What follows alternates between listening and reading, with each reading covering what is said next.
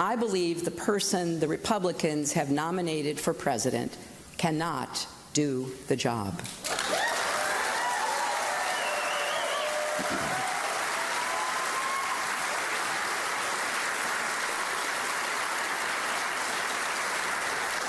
Donald Trump's ideas aren't just different, they are dangerously incoherent. They're not even really ideas, just a series of bizarre rants, personal feuds, and outright lies. John, it was one of the biggest and I would say best speeches Clinton's given in the entire campaign. How'd she do? We are not going to be in the disagreement zone now, apparently, on the basis of the way you framed the question.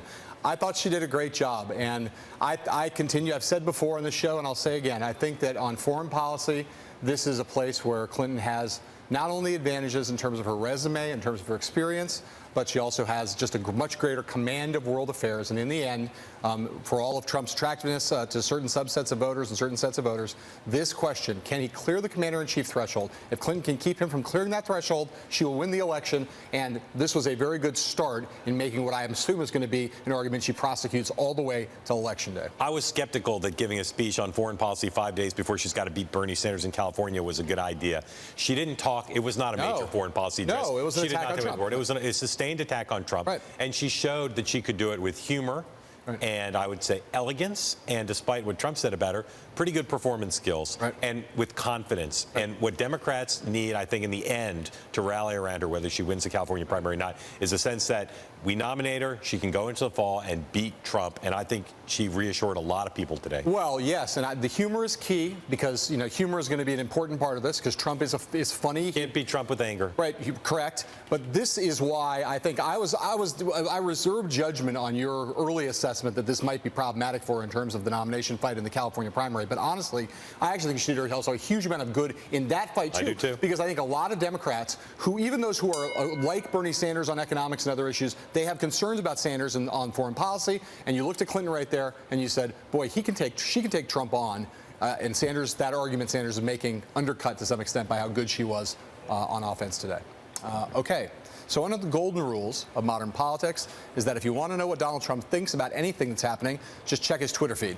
Trump fired off this tweet even before Hillary Clinton spoke. Quote, "Crooked Hillary Clinton, who I would love to call Lion Hillary, is getting ready to totally misrepresent my foreign policy positions." And during Clinton's speech, Trump also tweeted, quote, "Bad performance by crooked Hillary Clinton, exclamation point. Reading poorly from the teleprompter, exclamation point. She doesn't even look presidential, exclamation point." We'll skip over the analysis over the misspelling of teleprompter and other matters. Mark, my question for you is asked about Hillary Clinton on offense. How do you think Donald Trump did today on defense? Well, I suspect he'll talk more about it in his event in California tonight and going forward. And he's going to have to engage her on some of the substance of her criticisms. Right. I think this was a case where, on first blush, Trump's tweets were no match for her sustained attack. Now, that doesn't mean that he's lost this fight for the long haul. But in the short term, I think the contrast is exactly what she wanted. She predicted during her speech that Trump would be tweeting out angry things, and he did. For a number of voters that she's trying to reach with this speech, including women, married women, the contrast of somebody taking someone down in a sustained way versus 140 characters, I think worked to her benefit. So again, it's not the last word from Trump, but I think he did not do well, and he suffered from not having the kind of army of opposition researchers and surrogates that she does. Just as Hillary Clinton can't beat Trump with anger, I think in the end Trump can't beat Hillary Clinton with anger either, and he can't beat her with Twitter. Twitter's incredibly important to Donald Trump, no doubt about it. But again, on this question of can you clear the commander-in-chief threshold, which in the end it still matters. I don't care how many other rules have changed in our new political environment. Trump may have an argument with her later, but Lion Hillary, Crooked Hillary has resonance in certain quarters on certain issues. But on foreign policy, it's not enough of a response. He's going to have to, maybe not today, maybe not tomorrow, but over the course of these months, he's going to have to engage with her on substance and be at least able to pull even with her, go toe-to-toe with her, if not beat her, in order to get to be president, if that's what he wants. I still would like to think that there's going to be a debate about who's got a vision for the future, not just criticism of the past. She laid out very little today. It's still unclear to me exactly where she wants to take the country on foreign policy beyond not where Donald Trump does. Right. But I do think that he's got to think long and hard, because his own last big foreign policy speech was mostly criticisms of Clinton, President Obama. they both have to think hard about putting forward a positive agenda. I haven't seen that from either of them. All right. As I said, Paul Ryan said today he's going to vote for Donald Trump in November. The Speaker of the House made his announcement in an op-ed published on the website of the Gazette. That is a publication that happens to be based in and around Janesville, Wisconsin. Ryan said he's voting for Trump because he believes, after speaking with him, that the Republican nominee presumptive would support the agenda that Paul Ryan wants to pass through the House. There are still some problems in Trump world with Republicans. Not all is going well in the great unifying effort. Today, the governor of Michigan, Rick Snyder, said he's not going to back Trump. And last night, the Republican National Committee's Hispanic Outreach Director quit, suggesting that she was uncomfortable working in concert with Donald Trump. So, John, the Ryan endorsement expected, but still a very big symbolic and substantive deal. Big deal. Does that mean that the Never Trump movement is basically deader than it was even yesterday? I think, look, if you think of this week as the week in which the dreams of an independent candidate going up against Donald Trump and Hillary Clinton have boiled down to a relatively obscure National Review staff writer, guy, as we said on the show, with Mr. French with an impressive resume, but who's not going to be, I don't think, going to be a big factor in this election. And now Paul Ryan, again, as you said, expected, but still, I think symbolically, it's a huge thing. I think the Never Trump movement now is done. It's going to send a signal to donors. It's going to send a signal to a lot of people. It's going to obviously create the clear separation between Mitt Romney and Paul Ryan. I think Trump has known for a while that he was going to get this backing. Yeah. When he was asked about it at his press conference in South Dakota last week, he made it pretty clear, wink, wink, nod, nod, let's see what happens. Right. I do think that there's still some work to be done, particularly with the financial community, some of whom are still, even if they're for Trump now, are worried about how his team is operating. But this is obviously a very big day for Trump, even though Ryan did it in a pretty understated manner. In an understated manner, but he added one thin additional layer of gloss to the argument that a lot of people who are uncomfortable with Trump and the Republican Party have adopted. Their basic argument is, well, I don't love him, but he's better than Hillary Clinton. Ryan put that extra level of gloss on there to sort of say, I don't like Hillary Clinton, and here's why Hillary Clinton would be a problem. She's never going to support the House Republican agenda. Trump may not support it entirely. He may not support it fully. It may only be half a loaf, but we're going to get no loaf from Hillary Clinton. We'll get something from him maybe, and that gives, if you're rationalizing your support for Trump, it gives you a little extra bit of rationalizing power. Ryan is on board. Okay. Donald Trump was also on D, that means defense, today over his school, a.k.a. Trump University. Trump's campaign posted a video last night that showed a handful of former Trump University students praising the education that they received at TU. Today, on Twitter, obviously, Trump called the California judge overseeing his case, quote, very biased and unfair, end quote. And here's good news for anyone with transferable credits. Trump University may be backed by popular demand or regardless of the lack of such popular demand. Trump wrote that he has told his executives to reopen Trump University after the civil litigation ends. Now, normally, faced with these types of charges and criticisms, candidates would use their campaigns and their surrogates to put on a full-court press. But Donald Trump's defense boils down to basically, Donald Trump. So, Mark, do you think that Trump, when he's under assault, and he's going to be under assault on a lot of things in the way he has been, in a sustained way this week on Trump University, does he need a full complement to be able to play effective defense? He didn't to get to the Republican nomination. I think if Hillary Clinton becomes president this week, will go down as one of the biggest weeks of the campaign. There's a theory in Democratic politics that many of the Clinton advisors believe in, that between now and the conventions is when this thing will be won or lost, or definitional period. And you look at what she did on foreign policy today. You look at the attack on Trump U.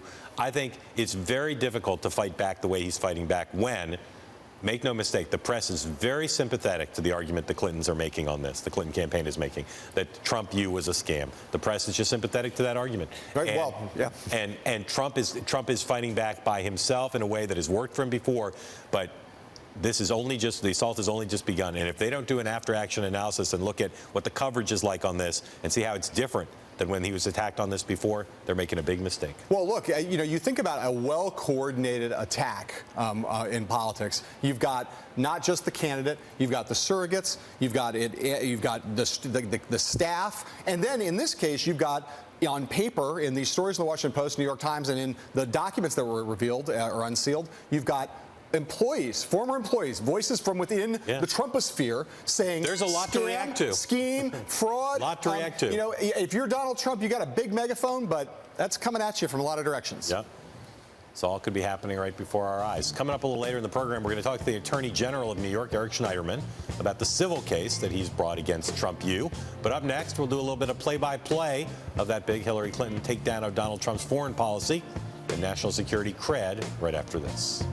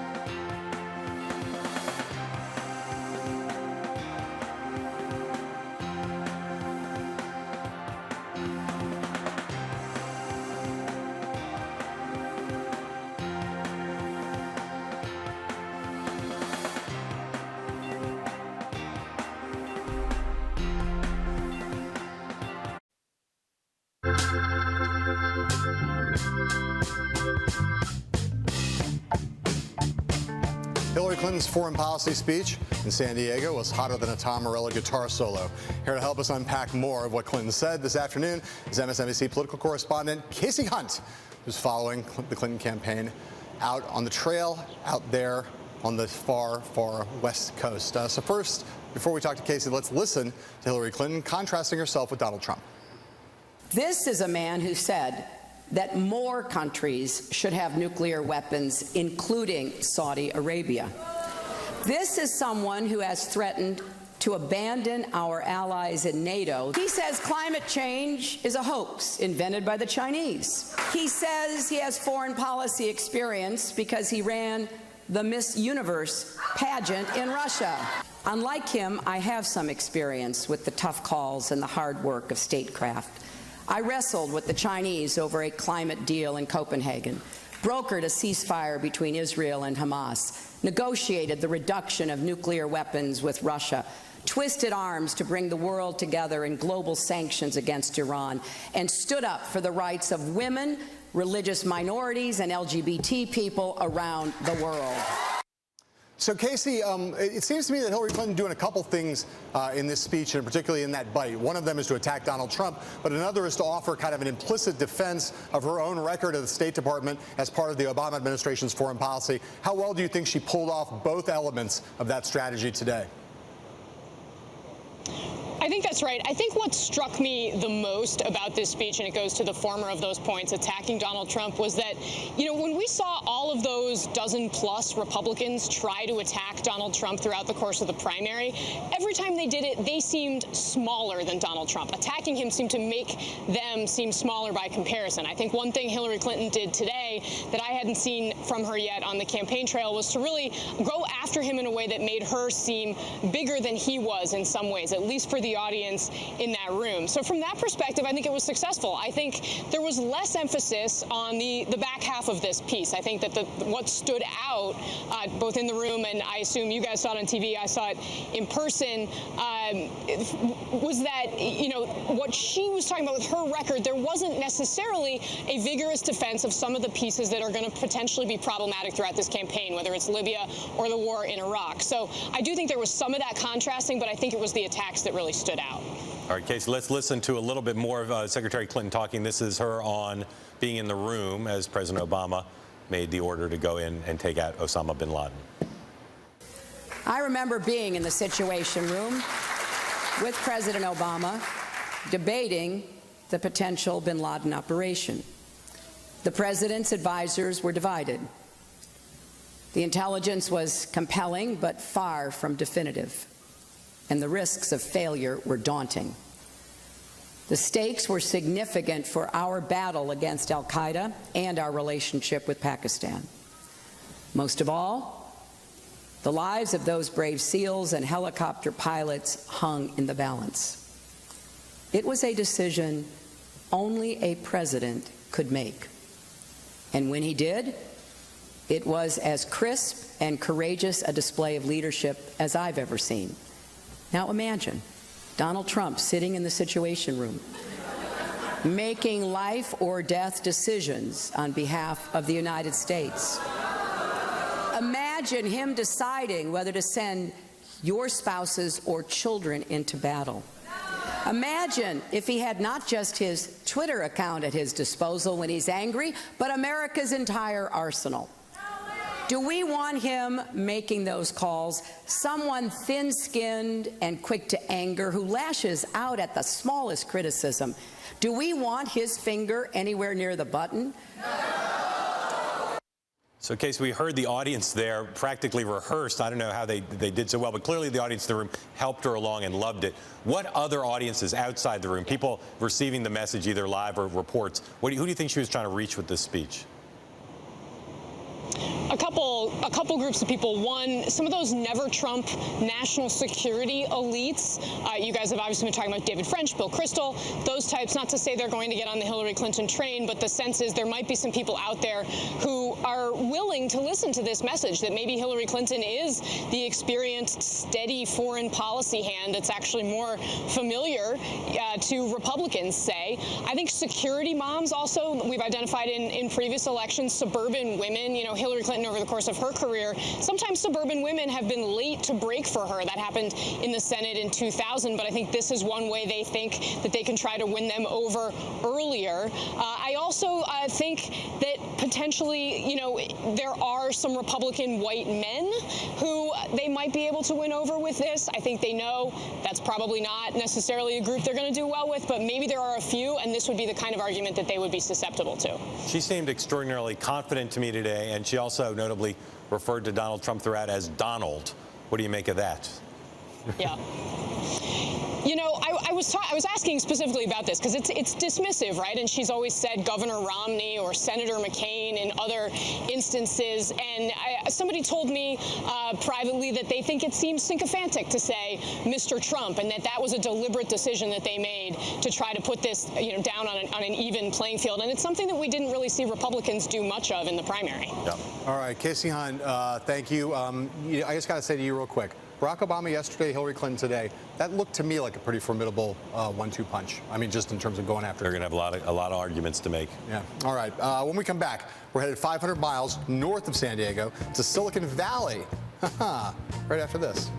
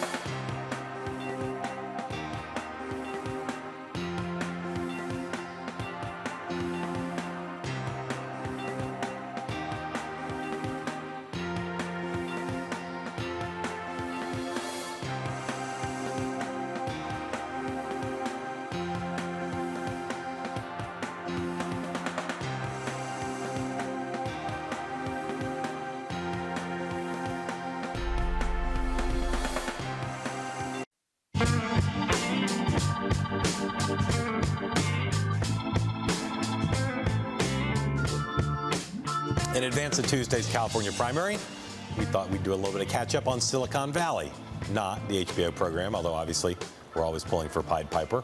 But we mean the real Silicon Valley, which over the last couple of decades has grown into quite a political force. This year, though, something seems a little bit off. The tech hub around San Francisco hasn't warmed up to any presidential candidate so far. To understand why this has happened, you might need a little quick history lesson on Silicon Valley's role in presidential cycles of the recent past. Silicon Valley, front, center, again. Here's what happened. 1939, Hewlett and Packard start Hewlett-Packard in a garage.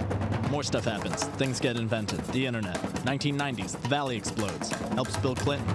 Clinton helps the Valley. He passed NAFTA, the 1996 Telecommunications Act. 2000, the Valley is split. They like Gore. Al Gore invented the internet. They also like Bush. I will hear the best scientific and technological advice from leaders in your field. 2008, Silicon Valley helps Obama. Obama helps Silicon Valley. New reports show that a top lobbyist from Google visited with the Obama administration 128 times since the president took office. The Valley comes to the swamp. Palo Alto-based Facebook is opening a new office in Washington, D.C. And vice versa. Uber is hiring David Plouffe. 2016, pumped about the finals, not so much about the race. Clinton has always had a hard time selling to that crowd because she really hasn't known them as well. Among your friends in Silicon Valley, how many people do you know who are Trump supporters? None of them overtly. Except for this guy. That man there, Peter Thiel, he's now backing Donald Trump. Others give up on Earth entirely. SpaceX CEO Elon Musk said he wanted to send humans to Mars by 2025. It's a huge moment because for the first time since Silicon Valley mattered in national politics, they don't have a candidate. They don't like much about either Trump or Clinton, and neither of them has a fingertip feel for the issues that matter to business leaders in the Valley. Well, it's certainly true. Look, I mean, Silicon Valley is the politics there are there's some libertarian elements, there's some left of center, there's some right of center. There's not a lot of far left, and there's not a lot of conventional far right. You know, Donald Trump's approach to global economics is never going to fly with a lot of the business community, particularly with export-oriented tech companies and tech leaders. They just think they love immigration, they love free trade. Never going to like. And he's also picked fights with three of the biggest leaders in the Valley. Yes, exactly right. And then you got Hillary Clinton, we've talked about the absence of her economic message. They loved Bill Clinton and the information superhighway and the way he talked about the economy. And of course, they like Barack Obama, but there's not a lot of love out there for Hillary Clinton, partly because she's attacked the sharing economy. She seemed like she's on the wrong side of Uber, not beloved. So they're kind of like wondering what to do. Yeah, and she does not have an authentic, despite the focus on her email, she does not have an authentic connection to relationship with their products. Yeah. She's not someone who loves the things they do. It's a huge opening. Now, look, she's been able to raise a ton of money without having the fingertip feel, and that's a big part of why Silicon Valley's been courted. Let's be frank. Yeah, sure. Donald Trump hasn't had to raise money. Now they both need them, and they both, I think, need the image of the Silicon Valley. Even though their politics, they're not as politically potent as they were, they're still one of America's leading industries. They still are based California technology. They're still just a huge avatar of the future. Right. That's the thing. There's nothing like it in America. That's the thing. And one of the craziest things about as we've said a few times here about Clinton and Trump, neither one of them are running a forward-looking, future-oriented campaign right now. The most attractive thing about Marco Rubio's entire campaign for the presidency was trying to talk about being an economy of the future, an economy of the high-tech future. That was the best thing about it. Public policy has to catch up with technology. 100%. And both these candidates, I don't know they even see the value in it, let alone are they near to being able to capture. Quite a change over the last couple cycles. All right, coming up, the great Dan Balls, The Washington Post, and our colleague Mike Bender join us to talk about Paul Ryan's op-ed piece and more after this.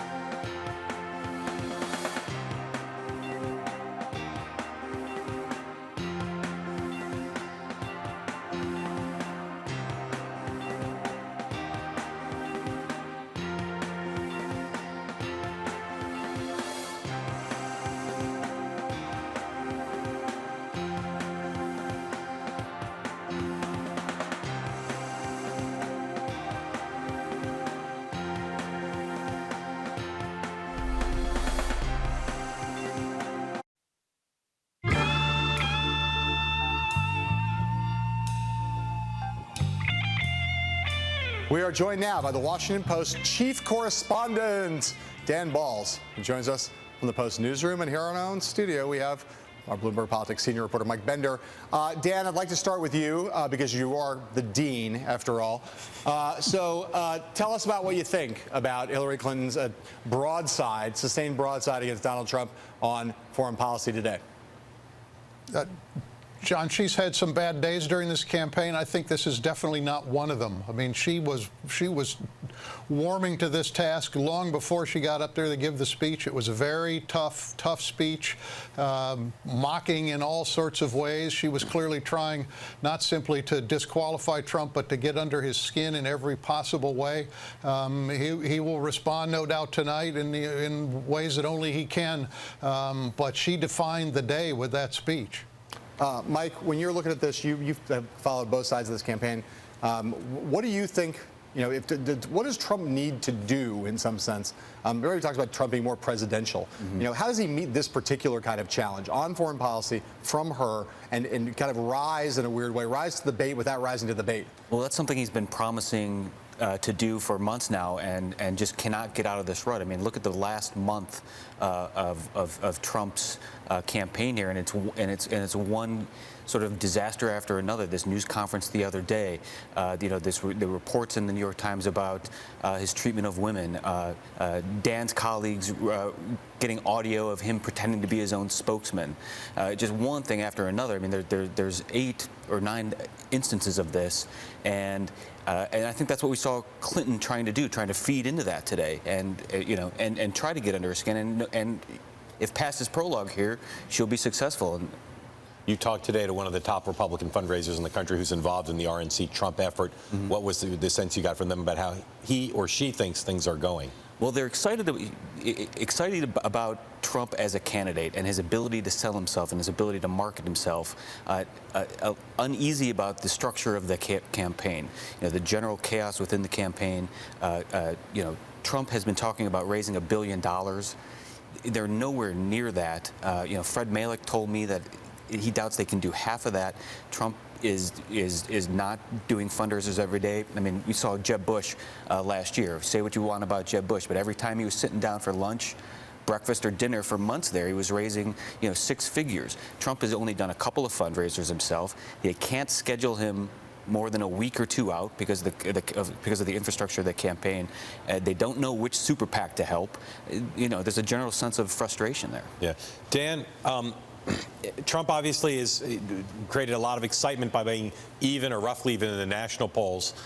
How much of the structural problems, like, for instance, donors' concerns, can be cured simply by Paul Ryan finally saying he's endorsing Trump? I think ultimately that's of limited value, Mark. For one, as you guys have suggested earlier, this was inevitable and to be expected. It took a little bit longer than it might have for reasons that Ryan is best able to explain. But I think no one doubted that ultimately he would be on board. But I think that there are larger issues. There are still any number of people who don't have the kind of responsibility that Speaker Ryan has as the most prominent elected official in the party, to be a supporter of Donald Trump. Those holdouts still exist. The money is a concern, obviously. I think the structural issues inside the campaign are still a factor. As Mike pointed out, there's a lot of things that he has to worry about. He will take comfort in these polls, and understandably so. But I think that he can't simply be complacent. It has just felt as though he has been somewhat off stride for the last several weeks, given everything that's been coming at him, and perhaps uncustomarily so. And so I think that in one way or another, what we see from him over the next few weeks will be very telling, because as we all know, this is a defining period in the campaign. What happens between now and the convention will be very, very important. Never Trump, Mike, dead, as we suggested perhaps earlier in the show? Is there anything left of Never Trump now that Ryan has jumped on board the Trump train? I think Never Trump has been dead for quite a long time, going back to when it was, it was essentially trying to prop up Rubio in Florida. And I'm not sure what sort of success that they would have had anyway. You look back at 2012, the closest state in that race was Florida. It was decided by 1%. And the third-party candidate, Gary Johnson, who is getting some buzz right now, finished with less than 0.5% in Florida. It's hard for these, someone short of a major name to make any impact in these races. Dan, between now and the California primary, the Clintons plan to spend a lot of time out there. Are they maybe building up the stakes too much, or they got to go for the win? Mark, I think the stakes have been built up by everything else around it. I mean, Sanders has helped to raise the stakes by basically barnstorming California for the last several weeks.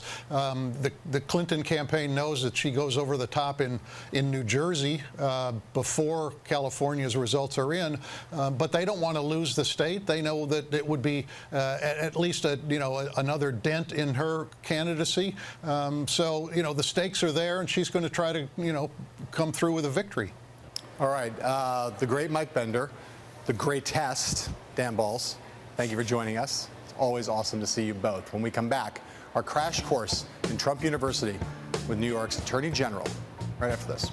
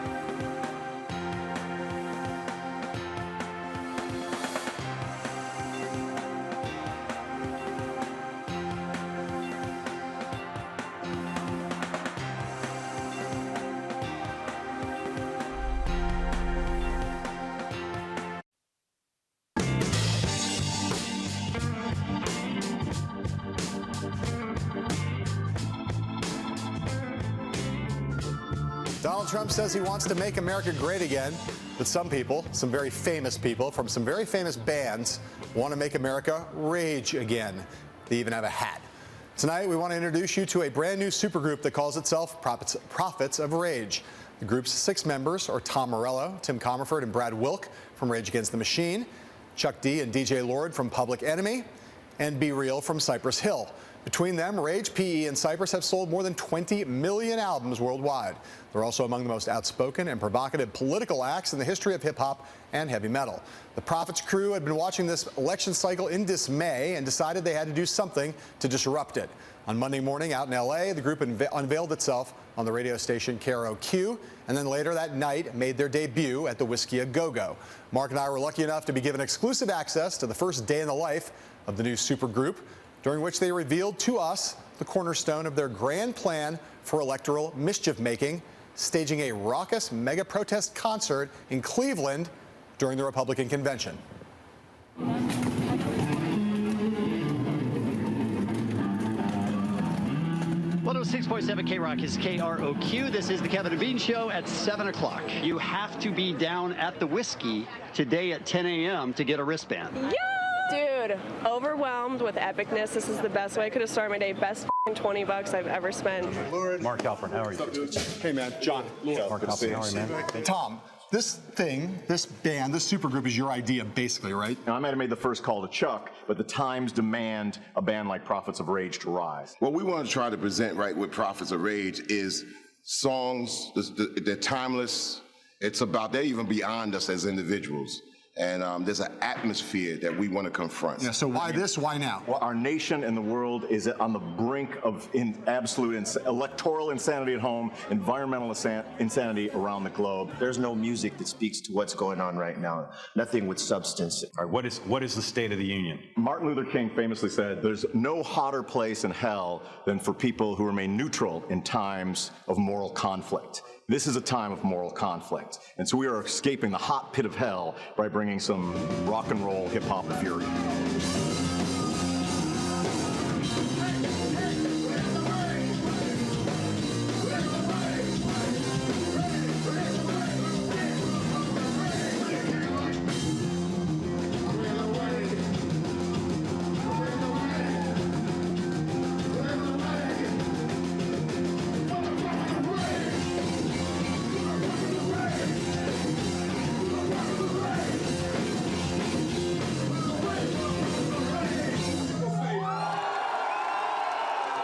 The last time that Rage Against the Machine played in Los Angeles, we outdrew Trump, Sanders, and Clinton by a margin of 3-1. So the general electorate, I think, is ready for our message. So you got a better hat than Trump does. It's a pretty strong hat. It's a strong hat. So you guys have 3 big catalogs to draw from here, right? You got the Rage catalog, the PE catalog, and the Cypress catalog, right? You guys basically do a bunch of that stuff. You've also done some original music for this group, right? We have a song that is of the time and for the time called The Party's Over. And I'll let the co-lyricist of that song discuss the subject matter. I think, the message conveys that, we're done with the lies that are told to us for our votes. The party's over. We're standing up and we're making our voices known.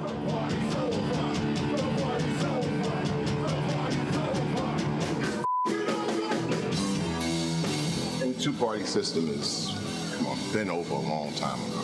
So we have to come up with something that looks forward into the 21st century that makes sense to these new generations that have come into the voting marketplace. Do you see a meaningful difference between the Democratic and Republican Party? Not really. I've never have.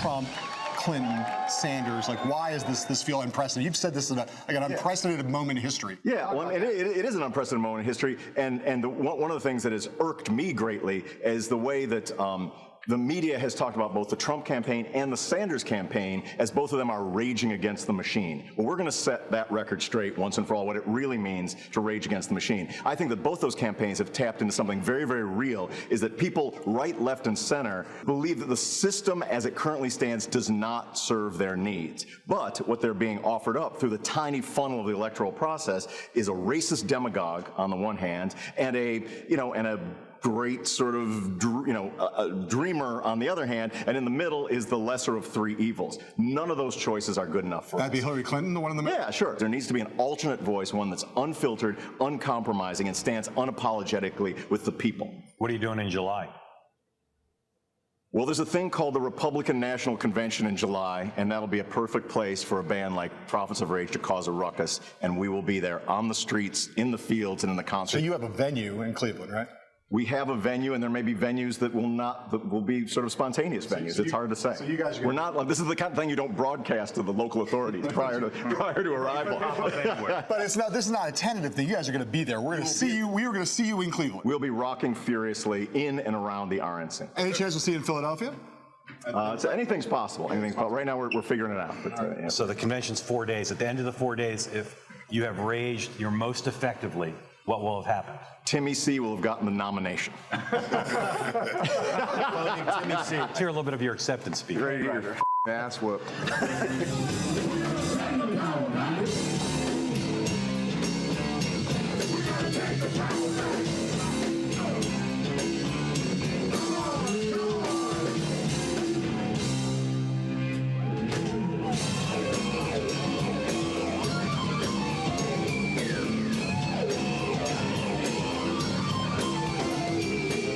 my view is that progressive, radical, or revolutionary change always comes from below, not from above. So even if you stake all of your hopes for yourself and your family on hope, well, sometimes that doesn't work out.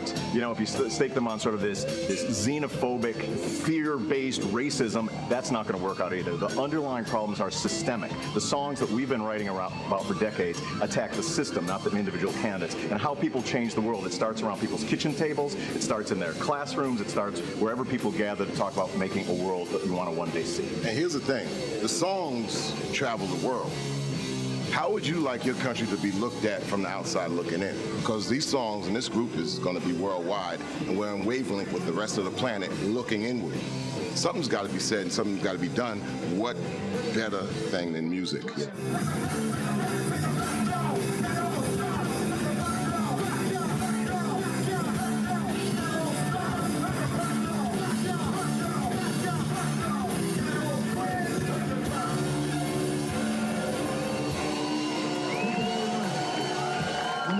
Prophets of Rage, we love y'all. Thank you very much.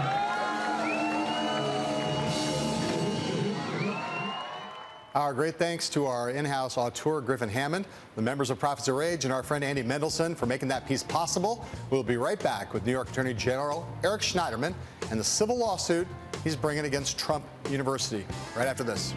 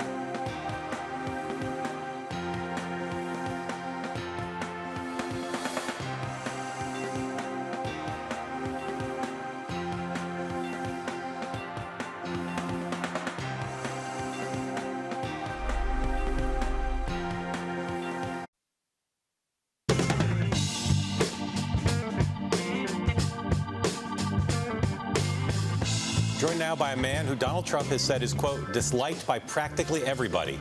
Honestly, it could be a lot worse. He said worse about a lot of people. It is the Attorney General of New York, Eric Schneiderman, who joins us to talk about the civil lawsuit that you have now pending against Trump U. Let's say this wasn't Donald Trump and Trump University. How big a case is this in the scheme of things as your office brings? Well, we've brought cases against different for-profit universities before. This was a part of a broader investigation. More than 5,000 people were ripped off for millions of dollars. Across the country or just in New York? Across the country. How many New Yorkers? And in New York, there were 600-700 people who were victims of the scheme. But it was run as a New York university, held themselves out to be a New York university. In fact, was never registered, was never certified, didn't do any of the things you have to do to call yourself a university. So we brought this suit back in August of 2013, long before anyone thought he would be the Republican nominee for president. And it has nothing to do with politics. It's just a straight-up fraud case. They made representations to these people that they would teach them his personal secrets to get rich in real estate. He had nothing to do with writing the curriculum. The president of the university has testified to that under oath. So is he. So it was. It's really a pretty straightforward fraud case. It's just that he has now entered the political scene, and so it's gotten a different level of attention. And for whatever reason, he decided to attack both me and the judge in the parallel case, which is a class action in California starting on Friday. And so we've entered the debate. So you are involved, in at least in a kind of tangential way, in the Clinton campaign, correct? You're on the New York Leadership Council for Hillary Clinton's campaign? I endorsed her a long time ago. Right. So I mean, this is just part of what Trump's argument, right, is that this is a purely political thing. He also gave some money to you at one point, right? Oh, yes. He actually, after I won the Democratic primary in 2010, he gave me $12,500. Right. So just address the question. I mean, I think, from Trump's point of view, all of this is politics, right? The only reason all this is happening to him is because of the fact that he's become so successful in politics. You have political motivations here that you want to disclaim? We started this investigation in 2012. We sued him in August 2013. There was nothing going on then relating to him in politics. It's not credible that this is a political case. This is a fraud case. There were thousands of victims, and we're talking about people who in 2008, 2009, 2010, in hard times, bought this pitch, and we've seen many people buying his pitches lately that tell you what happened. But we have videos of him saying, my hand-picked experts will teach you my personal secrets. You can learn everything I learned in a lifetime in a weekend seminar. And we know from the sworn testimony that he gave and that the president of the university gave that he never met the instructors. They weren't his hand-picked experts. He didn't write the curriculum, so they weren't his secrets. People thought that it was a university. The New York State Department of Education kept writing them letters saying, you got to stop calling yourselves a university. The thing was a scam from beginning to end, so it's a fraud. We've brought a lot of fraud cases against people holding themselves out to be lawyers who are defrauding immigrants, other for-profit colleges. This is what we do. What kind of evidence do you have, if any, that is not part of the public record yet?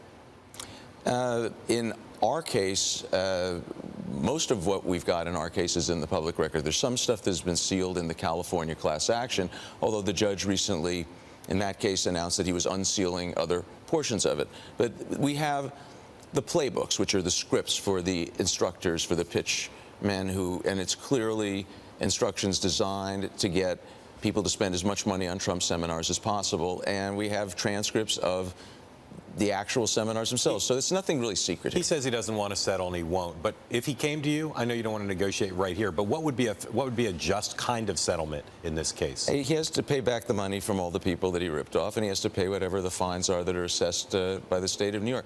You can't allow people to run around saying, this is the Halpern University, this is the Halpern Hospital, this is the Halpern Law Firm.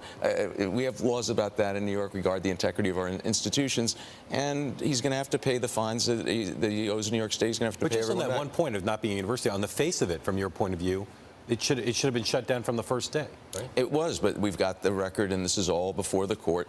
Again, these big cases, the class action in California, in my case, have been pending for years. There have been motions made. A lot of these arguments Trump makes, he's made to the courts, and they've been rejected. He lost virtually everything in a set of motions that were decided in March of this year. In our case, he's made the arguments. We have records of them sending deceptive letters back to the New York State Department of Education. We're moving to another state. We're changing the way we do business. At one point, there was a physical forced entry into their offices because they claimed they weren't in New York. So this is all before the court. You've not deposed Trump at this point, right? We have not, and we do not think we need to, because we've got his deposition in the California case. We did depose the president of the university, and other employees and students have been deposed, and we can use the sworn testimony in either case. We're ready to go to trial. Right. You don't think you need to? Is there anything that might change that might cause you to change your mind and bring Trump in? And, at this point, we're ready to proceed without deposing him. The judge has indicated she wants a trial with live witnesses. He's taking a last appeal to the highest court in New York, and once that's decided, we're ready to go. Okay. Professor Schneiderman, thank you. Thanks to the Attorney General. And don't forget, if you're watching us in Washington, D.C., you can now listen to us also on the radio Bloomberg 99.1 FM. We'll be right back with who we think will win out in California after this.